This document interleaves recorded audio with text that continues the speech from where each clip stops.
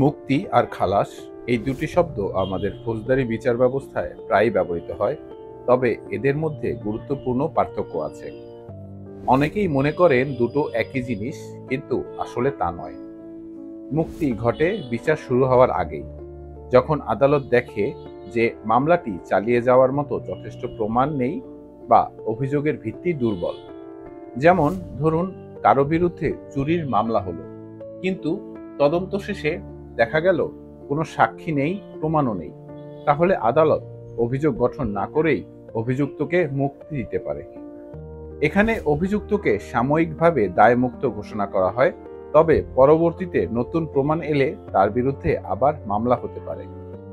অন্যদিকে খালাস দেওয়া হয় পূর্ণাঙ্গ বিচার শেষে, যখন আদালত সমস্ত সাক্ষ্য, নথি এবং প্রমাণ খুঁটিয়ে দেখে নিশ্চিত হয় যে অভিযুক্তের বিরুদ্ধে আনা অভিযোগ সন্দেহাতীতভাবে প্রমাণ করা যায়নি।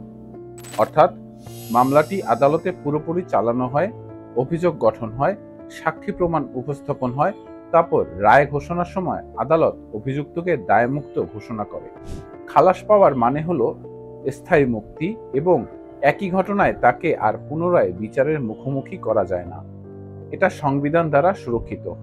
সহজভাবে বললে, মুক্তি মানে হলো বিচার শুরু হওয়ার আগেই প্রমাণের অভাবে দায় থেকে অব্যাহতি, আর খালাস মানে বিচার শেষে অভিযোগ প্রমাণিত না হওয়ায় দায় মুক্তি। মুক্তি অনেকটা অস্থায়ী স্বস্তি, আর খালাস হলো স্থায়ী স্বস্তি। তাই একজন নাগরিক হিসেবে আমাদের দুটির পার্থক্য জানা খুব জরুরি। কারণ আইন জানলে আমরা যেমন নিজেদের অধিকার সম্পর্কে সচেতন হতে পারি, তেমনি অন্যায় বা মিথ্যা মামলা থেকেও আমরা সঠিক প্রতিকার পেতে পারি। আমাদের সাথে যোগাযোগ করতে আমাদের ফেসবুক পেজে মেসেজ দিতে পারেন বা আমাদের ফেসবুক গ্রুপে যোগ দিতে পারেন। ভালো থাকবেন সবাই।